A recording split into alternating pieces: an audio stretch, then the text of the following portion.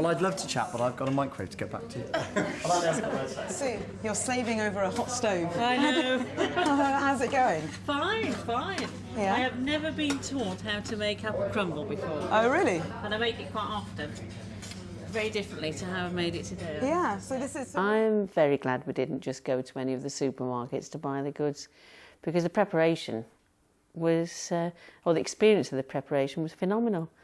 And one of the nice things as well was, I can't remember the last time I actually sat down and spoke to Tony and Chris, because in school you're running around doing everything and you don't have time to sit down and have a laugh.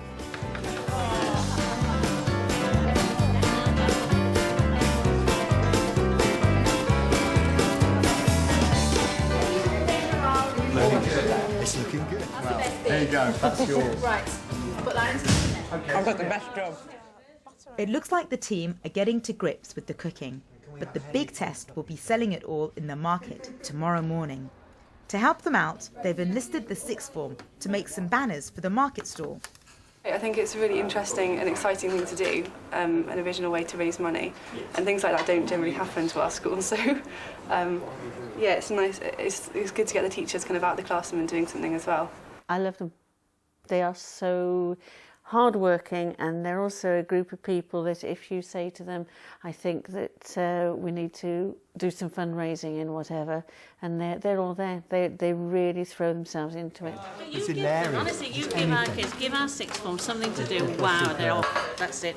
And you can leave it with them. Oh, that's brilliant. And you wait till tomorrow. Wait until tomorrow and see what it's going to be like. It's coming to the end of the day. Head chef and ex-pupil, James, arrives to judge whether Penny has managed to whip the wannabe chefs into shape. It might just be the start of their very own kitchen nightmare. Have we got enough stuff? I don't know. We've got still stuff Right, in the everyone, oven. I'm going to need you to stop what you're doing. We've got James back, who's going to be judging you on this stage of the big challenge. So he's going to be tasting the food, and he's going to see if we have enough for the stall tomorrow. So, James, over to you. Let's try these. Very nice.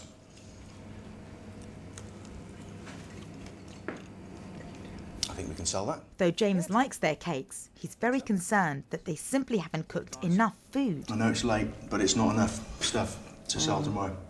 We're going to do a dish that we do at the bridge. We simplified it, and it's poached pears with Herefordshire perry. So we're going to need to knuckle down, crack on, busy boys and girls, and get it sorted. What's that? I know it's for comic relief, but that's laughable. Come on, guys.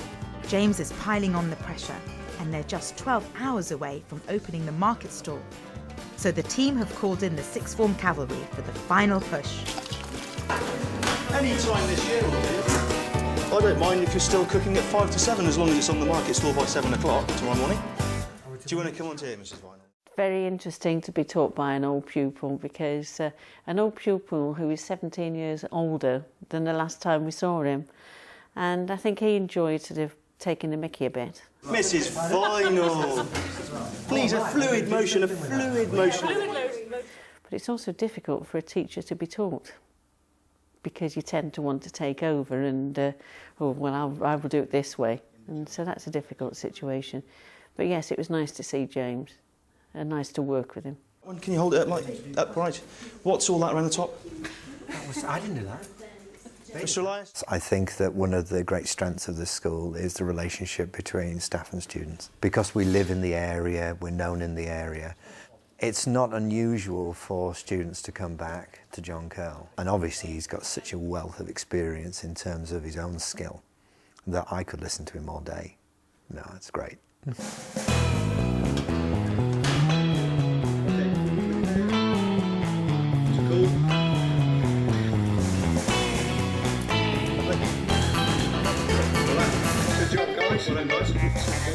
James, I know that you gave them a hard time, but how did they do, really? Not too bad. Very good, very good. Tough man to please. It's just coming up to 10 o'clock now, but as you know, we've got to be up at 7 a.m. tomorrow to set up your stall and sell everything by 1 p.m. to pass the big challenge. So you all need to go home and get some rest, but well done, today was great. Well done. Well done.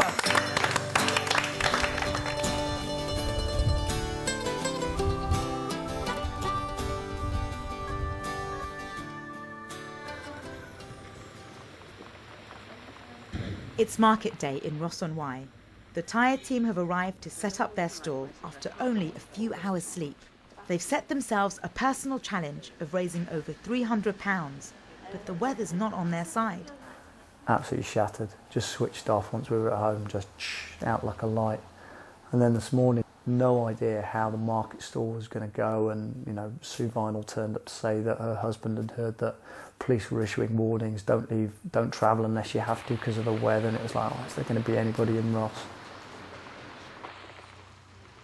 And of course, if people were going to take a great deal of notice of that, we could end up with nobody there to buy our produce. The team are really worried that the weather conditions will put off the punters, so they've sent me to BBC Radio Hereford and Worcester. I'm live on the morning show with celebrity chef Alan Coxon. Hopefully we'll capture the attention of the show's 3 million listeners. We want everyone to come down and support the teachers because they've got to sell all their produce by 1 p.m. today to win the big challenge. So basically, these guys have cooked, they're selling their wares at Ross-on-Wye Market in Herefordshire, and it goes up to 1 o'clock. That's it. So please, if you're listening, if you're in Worcestershire or Hereford at this moment in time, make your way to Ross-on-Wye and buy some produce. Yes. Now, let's find out. I think we've got Tony on the line. We have indeed, yeah. Hello, Tony. Morning, Tony. Hi, how are you? I'm very well, thank you. So tell us more then. Are you excited about your day today, or are you worried? Well, I'm excited and worried. If we sell anything, if we sell everything by 1 o'clock and we do the challenge, then that's going to be absolutely fantastic. But we need everybody to come down and buy something. It doesn't matter what it is, a 50p chocolate brownie or have a go at guessing the weight of the cake or something. We've got to sell everything by 1 o'clock, and that's been our challenge. Well, hopefully we're going to have enough people in Ross listening in now to get people down here. Obviously, wet day, miserable day. After their radio appearance, the team have renewed energy and are hoping for good crowds. Sue is off to drum up support from the sixth form pupils who have Saturday jobs in the local shops.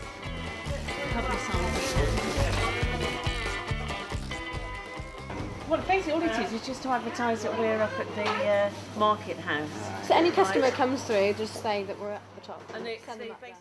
I think I'll take away an even bigger feeling of how dependable our sixth formers are. It's 9 a.m. and the market's still pretty empty, but they've got their first customer of the day.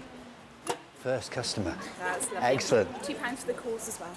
Brilliant. Thank you very much. Look at that. Thank you. We will make our 300. You will. We will make our 300. See that? Did you see that? £2 and then £2 donation. Tony's looking very pleased with himself, but something's gone wrong with his sums for the Guess the Weight of the Cake competition. 15.5 and 16. 16 and 0. Tony Morris, teacher of maths. Last night we obviously had a guess the weight of the cake. So we gave that job to Tony. Tony, could you go home and do us a nice little checklist of all the possible weights people could select, going up in half-ounce increments. And I thought, yeah, 16 ounces a pound, 16. So I went right the way down to 16. So the first one was £2, 16 ounces. Well, of course, which is £3, isn't it? It was late last night. I didn't notice it, but who should notice it as soon as we started to do it? Chris Elias. We read it a couple of times before it sunk in, at which point he demanded the piece of paper back to destroy all evidence. But I have it securely kept and it will be produced on Monday morning. Well, we're doing very well on guessing the weight of the cake, apart from the first person to actually put a guess in guessed exactly right. Now, do I tell anybody else? No.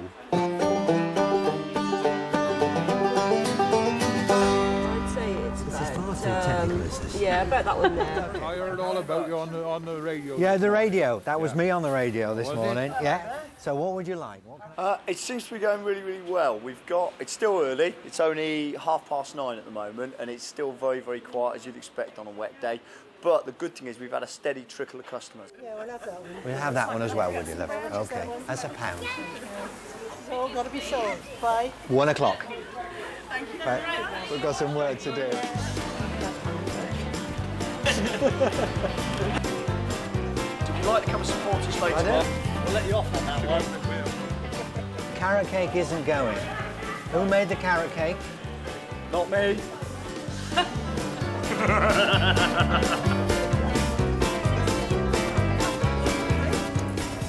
It's 11 o'clock and the goods are going fast. They've nearly done it.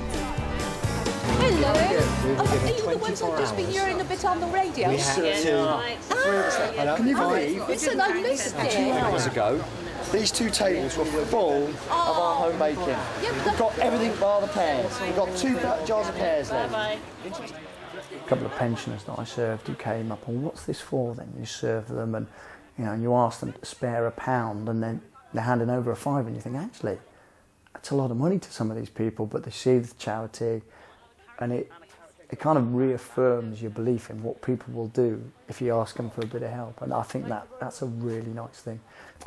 Yeah, we are a good bunch of people, especially around here. No, it's good. Sold out, all gone. So despite the weather, the team have managed to sell all the cakes in record time, well before the 1 p.m. deadline. That's super. That's great.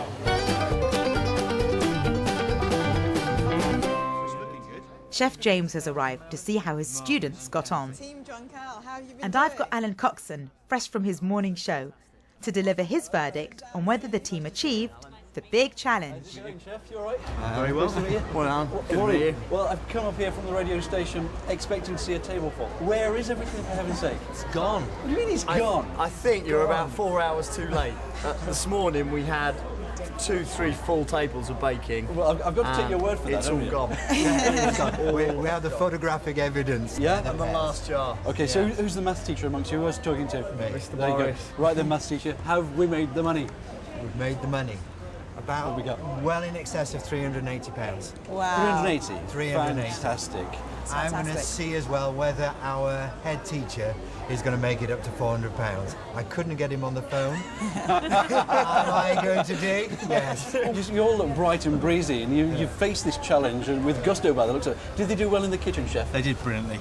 Well, they've got nothing left. They must have done all right, wasn't they? So they made a kept good going. team, you think, then, Fantastic James? team. I'd take them on. I'd You lick would. them into shape. You'd have them in your kitchen, No would you? problem at all. I think Alan's got something. Well done, yes, you took the challenge on, and I'm very pleased to be here to say that you took it on and you beat the big challenge. Yay. So well done, congratulations to all of you. Well done.